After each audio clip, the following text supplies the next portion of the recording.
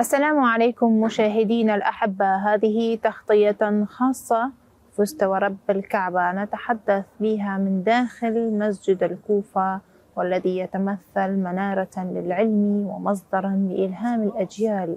نتحدث في هذه الحلقة عن استشهاد الإمام علي عليه السلام، فبهذه الذكرى الأليمة نقدم تعازينا إلى الأئمة الأطهار وإلى صاحب العصر والزمان وإلى المراجع العظام والأمة الإسلامية بهذا الرجل الذي يتمثل سيد الحكماء وسيد البلاغة ومعدن لراية رفع الراية الإسلامية بهذه الشخصية العظيمة.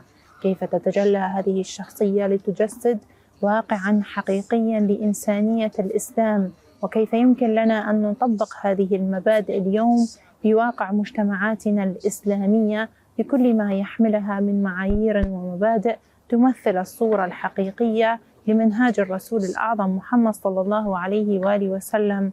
فكونوا معنا.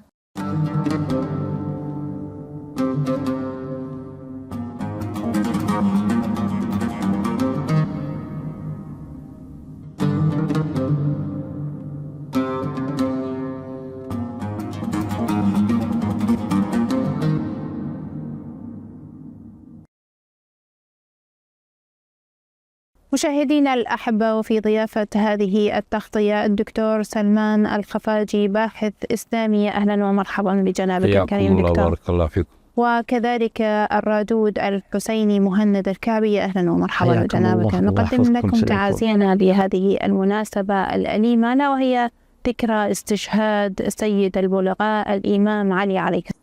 شكرا لكم، بارك الله فيكم. ونحن نعزيكم أحر العزاء الحقيقة، ونتمنى لكم كل التوفيق في أن تكونوا من شيعة وموالي الإمام أمير المؤمنين صلوات الله وسلامه عليه. نعم.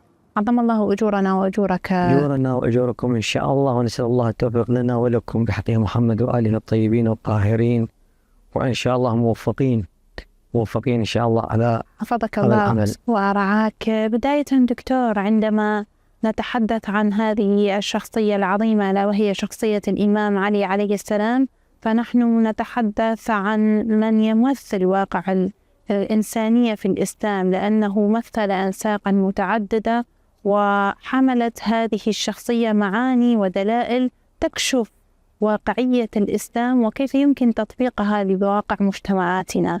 فكيف يمكن لك أن تحلل باختصار هذه الشخصية العظيمة؟ بسم الله الرحمن الرحيم. الحمد لله رب العالمين، وصلى الله على محمد وعلى آله الطيبين الطاهرين وصحبه المنتجبين وسلم تسليما كثيرا. السلام عليك أيتها الأخت الكريمة، وعلى الأستاذ الفاضل الشاعر الرادود الحسيني الأستاذ مهند، ولمشاهدي هذه القناة المباركة الكريمة. تعازي الحارة لكم وللمستمعين والمشاهدين الكرام، ولأئمتنا الأطهار، ولإمامنا الحجة المنتظر عجل الله تعالى فرجه الشريف، وإلى المراجع العظام في هذه المناسبة الأليمة الكريمة الحقيقة.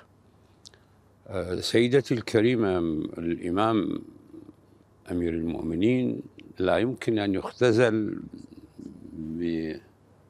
بدقائق أو بساعات. الإمام أمير المؤمنين كتبت فيه أصحاب الأقلام والمؤلفون والعلماء الكبار من المسيحيين أكثر منهم من المسلمين، ومن أتباع المذاهب الأخرى أكثر مما كتب عنه علماء أتباع أهل البيت عليهم السلام. فالإمام لا يختزل بكلمات ولا بجمل ولا بتعريف أبدا. الإمام هو الإنسانية بعد رسول الله صلى الله عليه وسلم، هو خليفة الله في أرضه، والذي استجمع كل شروط القدسية وشروط الفضيلة والقيم والمبادئ الأخلاقية والقيمية والدينية والعلمية والشجاعة وكل يعني عناصر الخير والرفعة والعلو والسمو. فالإمام أمير المؤمنين صلوات الله وسلامه عليه هو حقيقة كما قلت خليفة الله في أرضه، الخليفة الذي يمثل الحجة الكاملة لله سبحانه وتعالى على خلقه في كل مفاصل الحياة وفي كل مفرداتها. فلذلك الإمام صلوات الله وسلامه عليه تتحدثين عن قدسيته، فله من القدسية ما لا تكفي فيه المجلدات والمصنفات. تتحدثين عن جلالة مقامه، قال فيه الشعراء: أرأيت من حطت له قدم في موضع وضع الرحمن يمناه.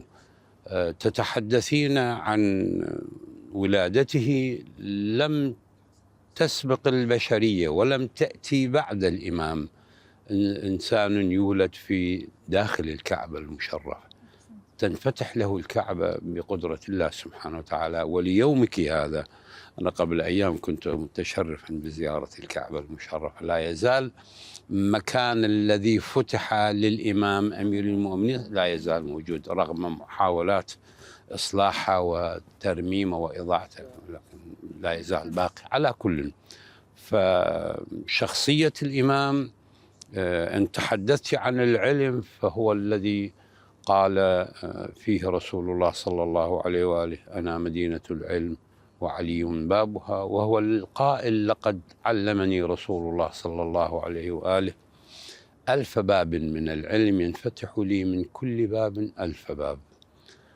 تتحدثين عن حكمته، الحكمة التي حملها الإمام أمير المؤمنين عليه السلام بحيث استوعب ما خلفه رسول الله صلى الله عليه وآله من تراث عظيم ضخم.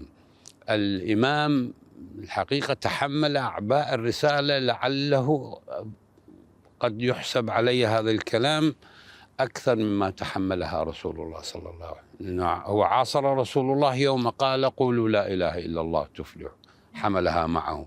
وحتى استشهد النبي صلى الله عليه وسلم بعد 23 سنة استمر الإمام يحمل أعباء هذه المسؤولية من سنة 10 للهجرة وحتى سنة 40 للهجرة، يعني زاد على رسول الله صلى الله عليه وآله من حيث الزمن 30 عاما يتحمل أعباء المسؤولية، ومقيد بقيود ثقيلة ما تقيد بها رسول الله صلى الله عليه وآله.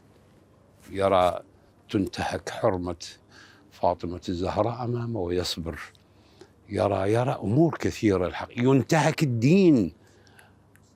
وما محمد إلا رسول قد خلت من قبله الرسل أفإن مات أو قتل انقلبتم على أعقابكم. يلاحظ انقلاب الأمة على عقبيها على الدين، وجاءت بدين جديد غير دين محمد صلى الله عليه وسلم وهو صابر. هكذا هي الحكمة عند الإمام. لكن نقول دكتور، الإمام علي عليه السلام هو من رفع راية الإسلام وعزز هذه المبادئ في واقع المجتمعات الإنسانية. منا في هذه الذكرى الأليمة ونحن نتحدث عن شخصية عظيمة، لابد أن تكون هذه الشخصية دلالاتها وما تحملها من مضامين في قصائد تتمثل بوعي شبابنا اليوم بهذه المضامين، ويكون هنالك رمزا ينتصر نحو الخلود، لا وهي شخصية الإمام علي عليه السلام. فيمكن أن نستمع من جنابك قصيدة. إن شاء الله أكيد. ونشكر حقيقة شكرك، ونشكر الدكتور ما أتحفنا على ما قدمه. نسأل الله أن يلبس لباس العافية إن شاء الله بحق محمد وآل محمد. الله يحفظه.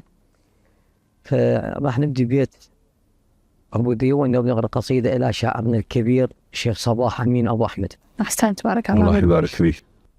عين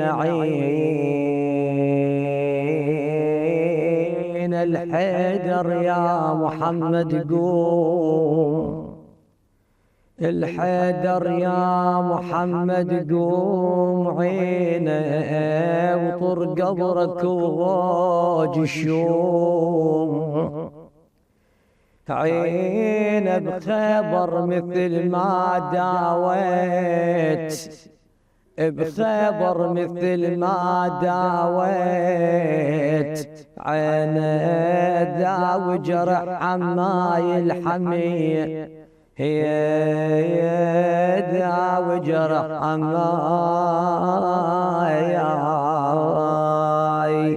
حماي الحمي. نبدأ قصيدتنا إلى شاعرنا الكبير الشيخ صباح أمين أبو أحمد. يا حيدر حبك طاهر طاهر من الأصلاب، يا حيدر حبك طاهر طاهر من الأصلاب، بك من الكون علم إيمانك ولي وثم، طاهر من الأصلاب.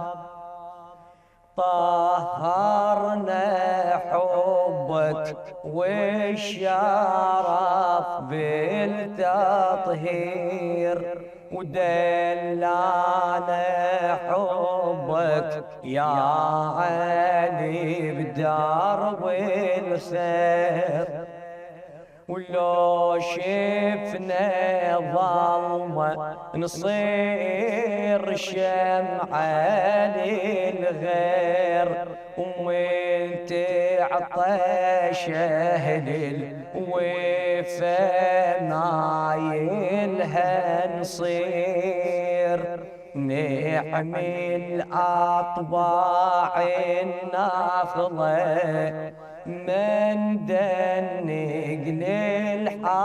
للحطاب، نحمل أطباع النخلة من دنق للحطاب، للذلة ما يمد ايده هيك الولاك تريده، طاهر من الأصلاب.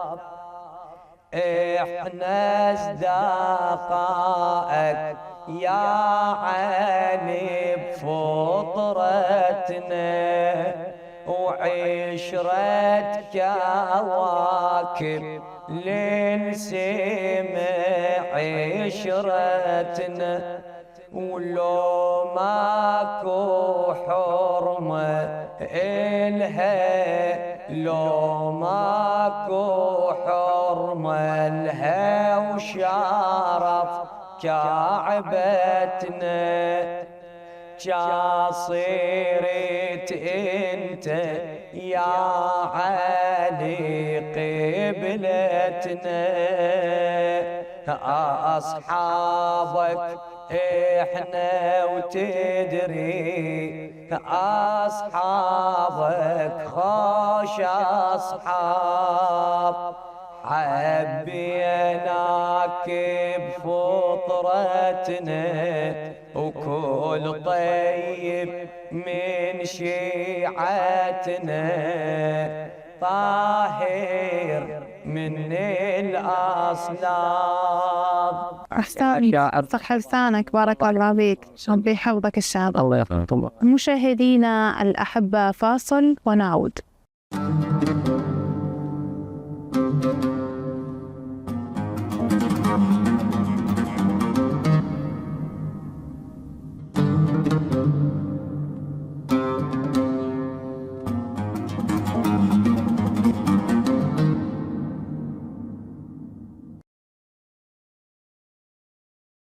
حياكم الله مشاهدينا الأحبة. دكتور، عندما نتحدث بواقع الإمام علي عليه السلام، فنحن عبر التاريخ هنالك استقراء يتمثل بأن هذه الشخصية لطالما أنها تمثل واقعا إلهيا بكل مضامينها وبكل الدلائل التي أعطيت المعنى الحقيقي لهذا الرجل. فما تفسير القرآن الكريم لهذه الشخصية العظيمة وما دلائلها؟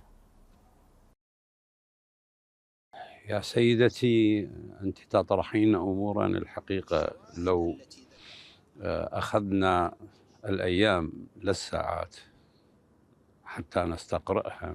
الآيات القرآنية التي خص بها الإمام أمير المؤمنين صلوات الله وسلامه عليه، لعل العلماء أحصوا منها 300 وأكثر من 30 آية، لأنه هو أمير المؤمنين، وهذا اللقب أعطاه الله سبحانه وتعالى عن طريق رسول الله صلى الله عليه وسلم. وكل من ادعاه أقولها هنا وبقوة وليسمعها من يسمع، كل من ادعاها غير أمير المؤمنين فهو كافر، لأن الله خص بها علي بن أبي طالب.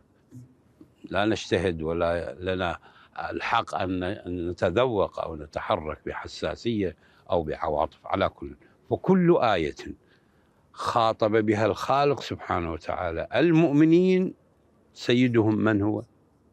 سيد المؤمنين من هو؟ علي بن أبي طالب صلوات الله وسلامه. هذا إجمالا. أما الآيات الكريمة التي خص بها الإمام صلوات الله وسلامه عليه، أولا في آية المباهلة هو ذكرته الآية الشريفة وخصه الله وحدد بأنه نفس رسول الله. دكتور، عندما نتحدث في هذه الشخصية وعندما نتحدث عن القرآن، فلآية المباهلة العنصر البارز لتأسيس واقع هذه الشخصية العظيمة وإبراز صورتها الحقيقية. نعم، لأنه الآية الشريفة وصفته بأنه هو نفس رسول الله. قل تعالوا ندعو أبناءنا وأبناءكم ونساءنا ونساءكم وأنفسنا وأنفسكم. فإذن الحقيقة مهما أوتي الإنسان من بلاغة ومن فصاحة ومن رؤية ومن إمكانية علمية، لا يمكن أن يستوعب علي بن أبي طالب صلوات الله وسلامه عليه. المشكلة أختي الكريمة والمستمعين الأفاضل، المشكلة أننا نريد أن نخضع هذه الآيات الربانية الروحانية إلى أفكارنا، إلى مستوياتنا، أن ننزلها إلى هذا المستوى، وهذا خطأ فادح، بل هو كفر بالله سبحانه وتعالى. هذه الحقيقة، حقيقة رسول الله صلى الله عليه وآله، والذي أمير المؤمنين هو نفس رسول الله. فلا يمكن أن نخضع علي بن أبي طالب إلى قيم ومبادئ وأحكام الإنسان العادي، لأنه له قيم ومثل تعدت، بل رجحت حتى وصلت إلى مقام العرش، عرش الله سبحانه وتعالى. فإذن الآيات التي تحدثت عن أعطونا بها درس هو وفاطمة الزهراء صلوات الله وسلامه عليه وولديه الحسنين صلوات الله وسلامه عليه.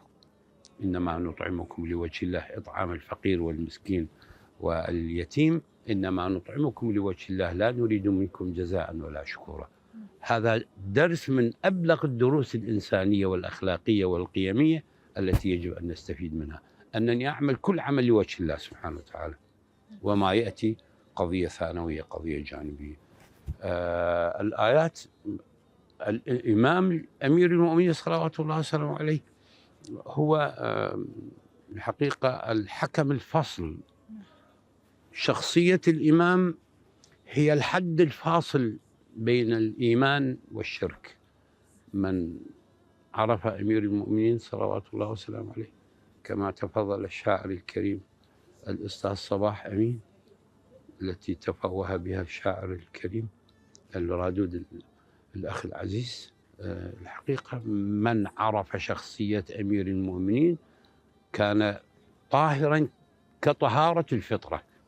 يعني أنا حينما أحب أمير المؤمنين ليس الحب السطحي، الحب الثانوي، لا، الحب الذي يعتمد القيم ويعتمد العقائد الراسخة والأخلاق. أنا يجب أن نتخلق بأخلاق أمير المؤمنين، أعتقد باعتقاد أمير المؤمنين، أسلك سلوك أمير المؤمنين، حتى يقال عني أني ولي لأمير المؤمنين. في هذا المضمون يعني الكتاب المقدس وما تمثل به بواقع إظهار الإرشاد السلوك الإنساني بواقع المجتمعات الإنسانية، أيا كان من الكتب المقدسة التي أنزلت على البشرية وعلى الإنسانية هي اللي تحكم وتنظم واقع معايير السلوك الإنساني في كل مكان وزمان.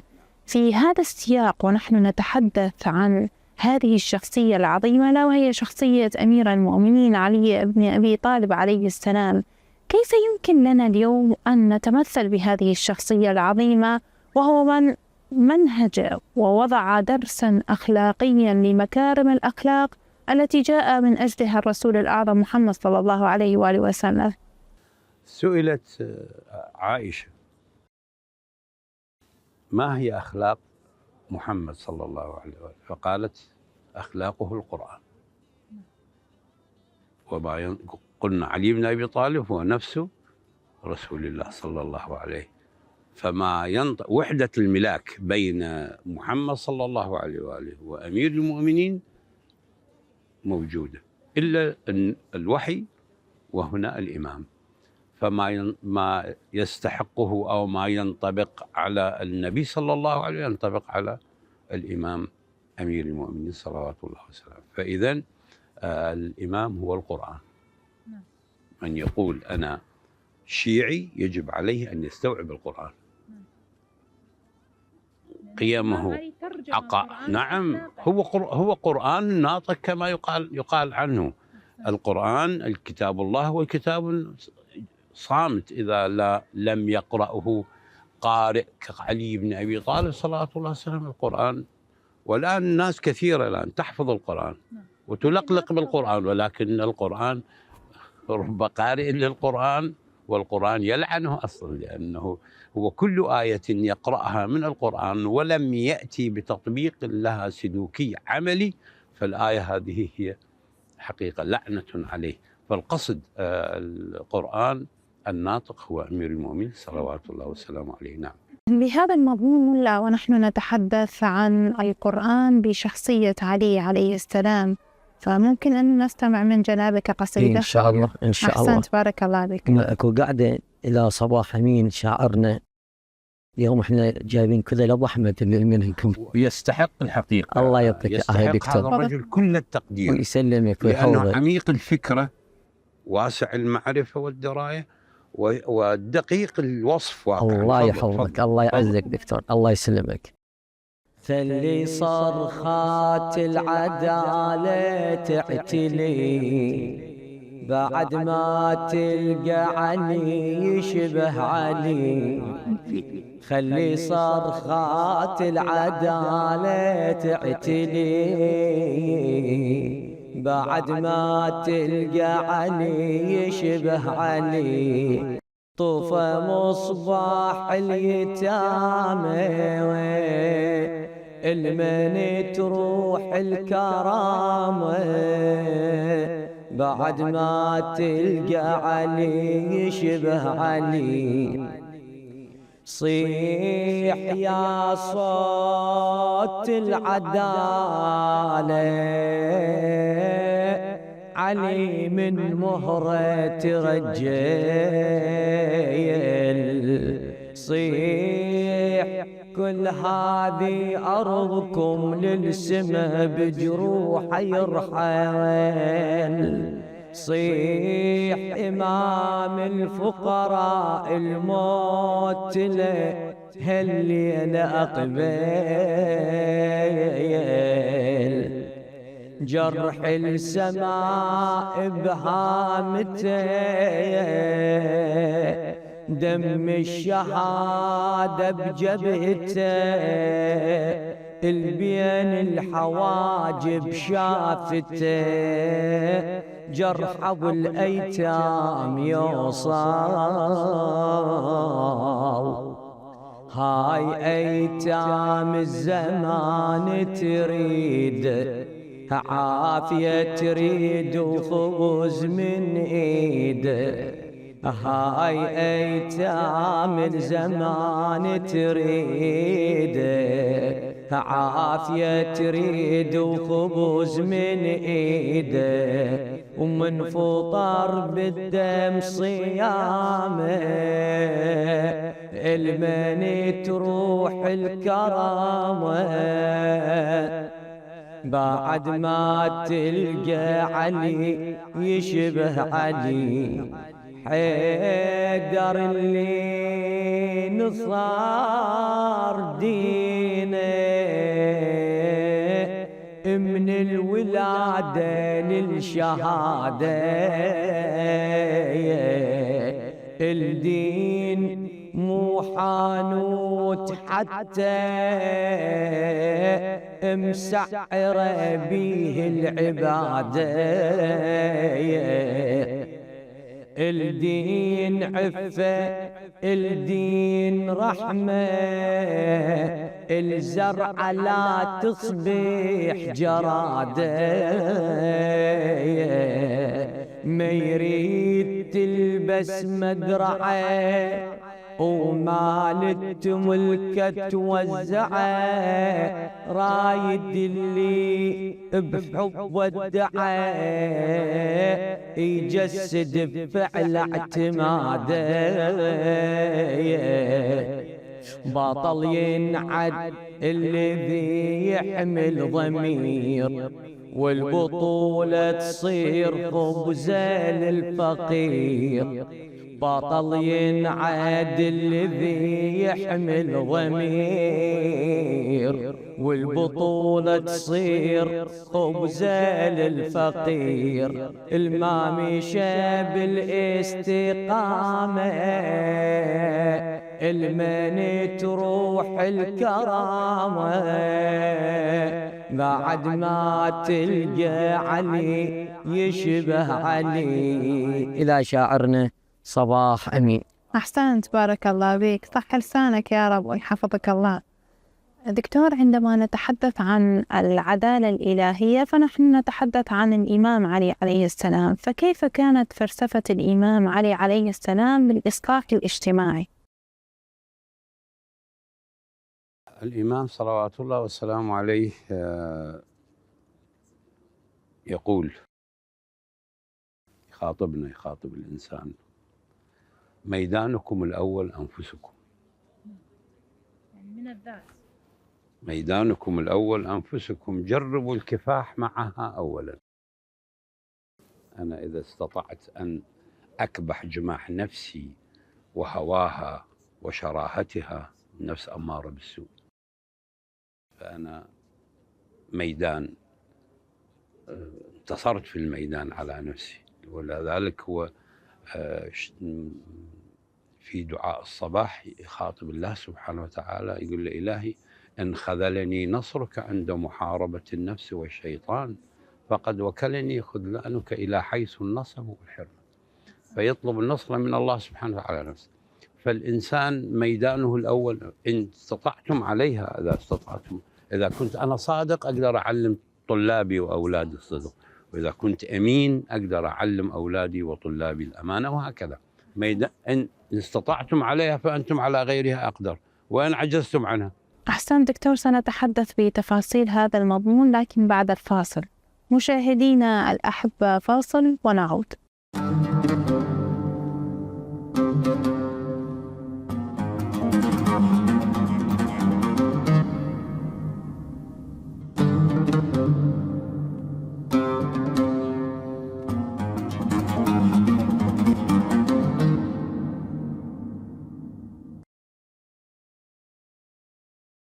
حياكم الله مشاهدينا الأحبة. دكتور، قبل الفاصل كنا نتحدث عن النفس. نعم. وكيف يمكن لذاتية الإنسان أن تحكم من قبل الإنسان بحد ذاته. نعم. وهنالك معايير لابد أن تطبق بواقع المجتمع لتحكم هذه السلوكيات، فكيف تحلل مضامين القيم الإسلامية الإنسانية وتطبيقها اليوم بواقع مجتمعنا الإنساني؟ الحقيقة أختنا الكريمة، طبعا النفس الإنسانية هي من أعقد المفردات في هذه الحياة، في هذا الوجود، لأنها سر الله سبحانه وتعالى في هذا الخلق الكريم. ونفس وما سواها فألهمها فجورها وتقواها، قد أفلح من زكاها وقد خاب من دساها. فالنفس الإنسانية الحقيقة نفس مركبة، نفس معقدة، ولكن لو الإنسان اعتمد منهج أمير المؤمنين صلوات الله وسلامه عليه سيأخذ لأن الله سبحانه وتعالى خلق الخلق سواسية ترى، يعني كما يقول العلماء أن العصمة على جانبين. العصمة التكوينية أن الله سبحانه وتعالى أعطاك وأعطى الأستاذ الخطيب الكريم المفوه وأعطاني بنفس التسوية، لا يمكن أن يميز بيننا لأنه معناه خدش في عدالة الله سبحانه وتعالى. هذه العصمة التكوينية. الفرق وين؟ إذا كنا كلنا متساوين، وحتى مع علي بن أبي طالب صلوات الله وسلامه كلنا متساوين في الفطرة التكوينية، في العصمة التكوينية. التفاوت والاختلاف الفرق في العصمة التشريعية. علي بن أبي طالب صلوات الله وسلامه كما قلت استوعب القرآن، ترجم القرآن إلى سلوك، إلى منهج بالحياة، إلى عقيدة، إلى خلق، إلى قيم، إلى مبادئ، إلى نفس كريمة عالية. فلذلك ارتقى إلى المقامات التي وصل إليها وهي مستوى العصمة. نعم، أحسنت. لذلك عندما نطبق العدالة الإسلامية لابد أن يكون هنالك النظر إلى الآخرين، كيف يمكن للإنسان أن يكون معطاء، كيف يمكن للإنسان أن يساند أخيه الإنسان حتى وإن كان يختلف معه في المذهب، في الدين، في الطائفة، في العرق. هذه هي تطبيقات مدرسة أمير المؤمنين علي بن أبي طالب عليه السلام. ولا بهذا المضمون ممكن أن نستمع من جنابك قصيدة؟ إن شاء الله إن شاء الله. عندنا قصيدة للمرحوم الشاعر الخالد علي التلال أبو حسان. عالم والخطر صار ما حفظه أمينه، عالم والخطر صار ما حفظه أمينه، ما ريحموها الأشرار من عقبك يا كرار، ما حفظوا أمينه، فقدك الأمة فقدت اللي يرعاها، خلافك يا حيدر تستمر بلواها، بس المحن ظلت تعيش وياها، الأشرار والظلام تتولاها، عليها يسيطر الخوف ويلجم لسنها، عليها يسيطر الخوف ويلجم لسنها، وكل قوتها تنهار من عقبك يا كرار، ما حفظوا أمنها، يلفي بنوبو سفيان ويخليها بحالة مذلة وبالهضم يرميها، يخلي اللصوص يسيطرون عليها، بنار الفتن يا بالحسن يجويها بقسوة طاغي الشام تتكاثر محنها بقسوة طاغي الشام تتكاثر محنها يوجر للفتن نار من عقبك يا كرار ما حفظوا أمنها. إلى الخالد المرحوم الشيخ علي حسين التلال. أحسنت، بارك الله بك، صح لسانك، حفظك الله يا ربي. دكتور، عندما تحدثنا بواقع هذه الشخصية العظيمة وبهذه المناسبة الأليمة لا وهي استشهاد أمير المؤمنين علي بن أبي طالب عليه السلام، ونحن نتحدث من مدينة النجف الأشرف، هذه المدينة التي مثلت منارة للعلم ومصدرا لإلهام هذا العلم على اعتبارها نبراسا وإضاءة لواقع المدرسة التي جاء من أجلها الإمام علي عليه السلام بأخلاقياتها، ببلاغتها، بفصاحتها، بمجمل ما يحمل من العلم والمعرفة. نعم. فكيف تنظر اليوم لمصدر هذا العلم ولعطاء هذه المدرسة العلمية التي جاء من أجلها أمير المؤمنين علي بن أبي طالب عليه السلام في واقع مجتمعنا العراقي؟ الحقيقة لها جانبان. جانب تأويلي خلي أسميه من بعض المتأولين، والجانب الحقيقي.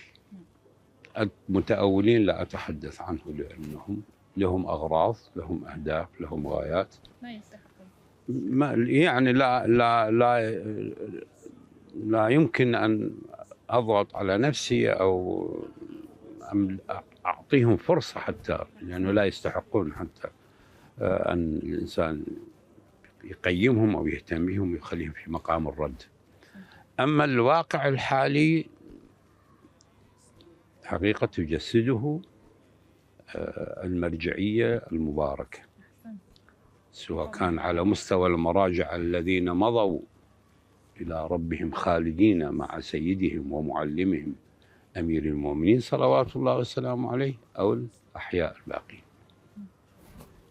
في كل موقف من مواقف المرجعية المباركة تجدين أن عمق العلم وعمق القيم والعقائد تتجلى فيه.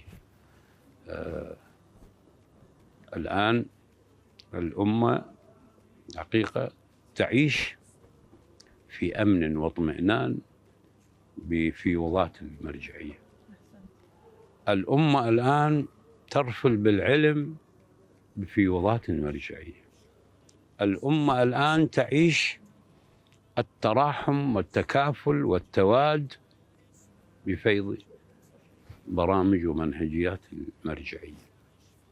الأمة الآن الحقيقة كما تفضل الأخ أبو مهند بما سطره الشاعر الراحل قدس الله نفسه، الأمة الآن الحقيقة تعيش بما تعيشه من سعادة واطمئنان وقيم وهناء وإيمان هي بفيوضات المرجعية. والمرجعية طبعا هم مترجمون إلى سلوك العفو وعلمية وما حدده الإمام أمير المؤمنين صلوات الله وسلامه. نعم، بكل مستوياتها، بكل وأنتم ليس بعيد عليكم فتوى المرجع الله يحفظها.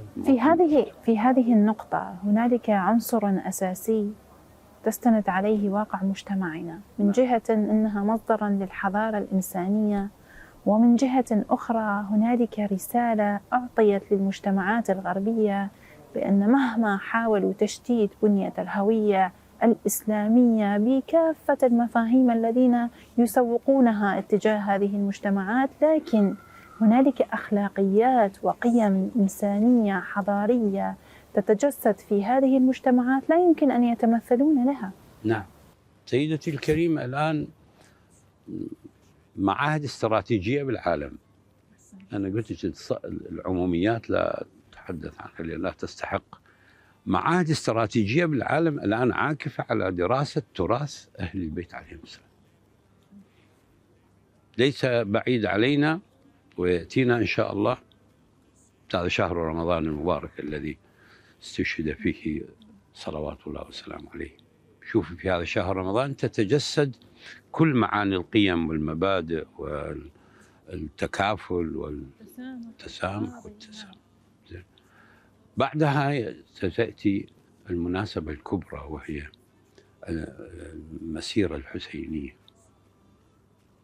الآن عجزت العقول عن تفسير هذه المسيرة المليونية التي ينوف عددها مع كل القيود ومع كل الأحكام التي توضع لتحجيمها لا يقل عن 40 مليون.